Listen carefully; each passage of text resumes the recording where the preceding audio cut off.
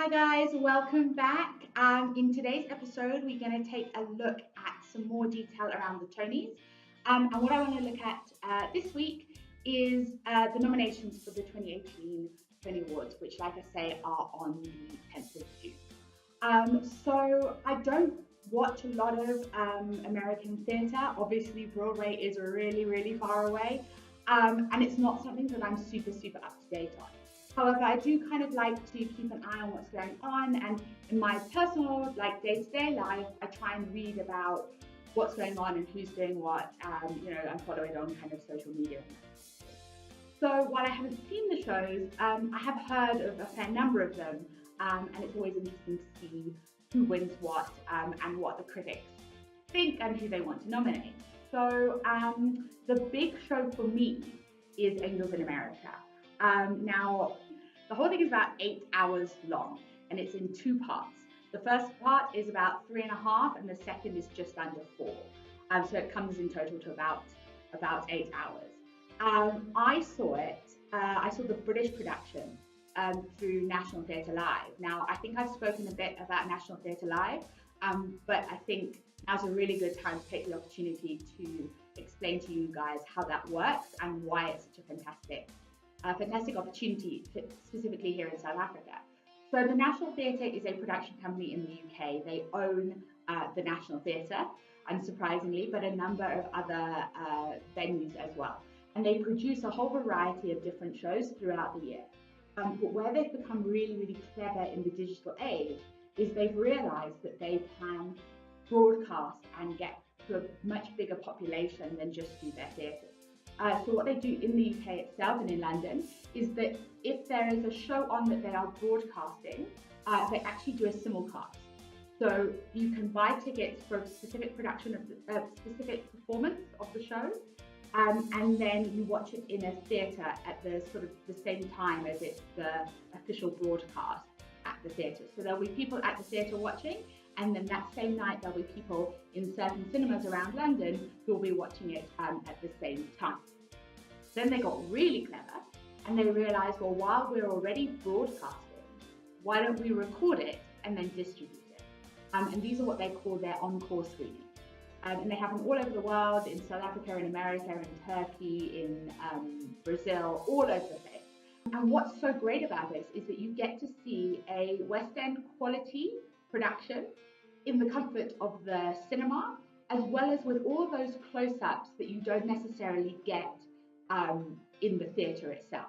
So it's kind of a cross between the theatre and the movies, but it does very much feel like you're actually in the theatre. It's incredible how they do it so that it doesn't feel like you are detached or subtracted from it, that you have this fantastic experience of watching British shows and West End quality theatre, which for me is absolutely fantastic.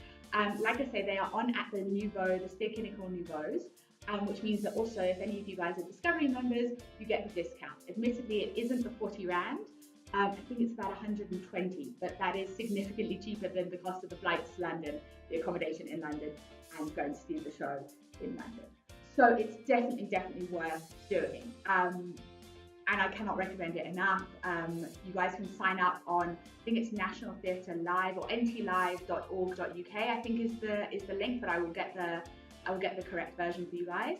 And they will let you know what's kind of coming out and what you can see. I've been to a number of productions at the Nouveau. I really enjoy them. They are such fun. The quality is always amazing, and they always do something a bit different. Even if it's a standard show that you know quite well, there's always a bit of a twist or something a bit different, and it's really fantastic. So the reason I'm talking about this is because of Angels in America. Now, I never ever would have been able to see this production had it not been for National Theatre Live. Luckily, that exists, so I did get to see it. It starred Andrew Garfield in the lead role, Nathan Lane in one of the supporting roles, and a couple of other famous people. In the London edition, The Angels tells the story of the AIDS crisis in America, in New York actually, I believe, and how all of these different people are interconnected and affected by it in lots of different ways. It then goes on to get it very surreal, but that's kind of the beauty of it.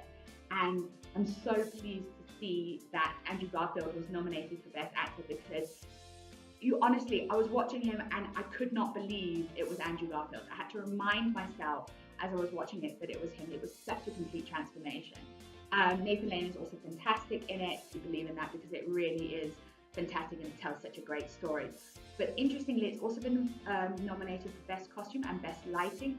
Now, for me, costume and lighting is really interesting and really important. I already, when I was watching it, thought the lighting was absolutely fantastic. They do it on this quite minimal stage, and every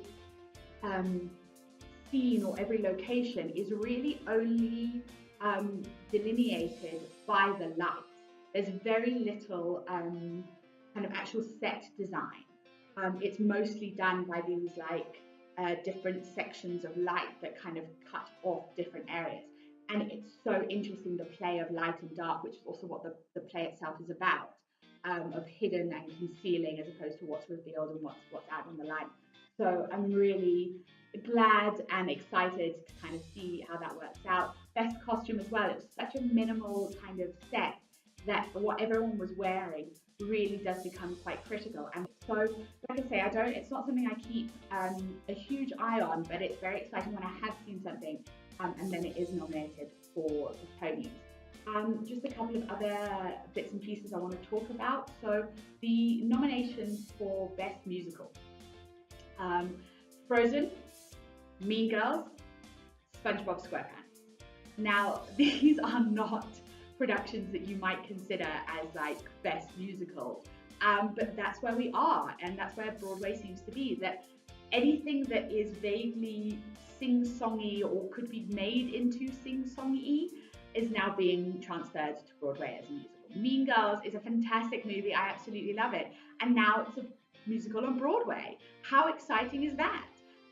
Similarly, they are making a musical out of Pretty Woman. So it goes to show that these things that, you know, young people, kids, girls, particularly, I think when it speaks to something like Frozen, Mean Girls, you know, young girls are really interested in those kind of things. They really love the characters of Elsa and Anna specifically. And to capitalize on that, it's now become a Broadway musical. And for me, that's just fantastic. Speaking also specifically about Frozen, it's also been nominated for Best Original Score. And the guy who wrote it is, surprise, surprise, Robert Lopez. Now, if you've been watching my videos, you would have known I've spoken about him before. He is the guy who wrote the music for Avenue Q. So we are, and won the Tony Award for the music for Avenue Q. So if you are talking about Tony Award winning quality, this is the guy, and Avenue Q is the show to go and see. So definitely go see that show. It is really, really fantastic, and I absolutely love it. Also, what's interesting is on the play side, so Angels in America has been nominated for 11 awards. Harry Potter and the Cursed Child has just transferred over from London, and it has 10 nominations, including Best Play. And Mean Girls and SpongeBob have 12 nominations each, including Best Musical. So it's an interesting year. I think there is a lot to be said about movies becoming musicals and vice versa. I think we're seeing a lot of this cross-pollination and transferring in the hope that audiences will come and they will come and see stuff that is vaguely familiar to them, but also appeals to their children. This idea that you can take your whole family to the theatre and they can have a wonderful time there. I think that is really important. So that's a very brief, very high level look at the nominations. What's important to me, the list is up. You can find it on Wikipedia. You can find it on the Tony Awards themselves. Go and take a look and see what you think kind of interests you. I'm excited to see what happens. Be interesting to see also what the critics in America have to say post the awards. So let's see what happens. And yeah, I hope that gives you a bit of an introduction and a bit of oversight into how the Tonys, I guess, work, or what the nominations are for this year, and what I'm kind of interested in. As always, if you have any questions or any comments, you can get hold of me on our usual social media links, which is TheatreJunkie's ZA on Facebook, Instagram, or Twitter, or drop me an email on info@theatrejunkies.co.za. Hope you guys are having an awesome day, and I'll catch you on the next one.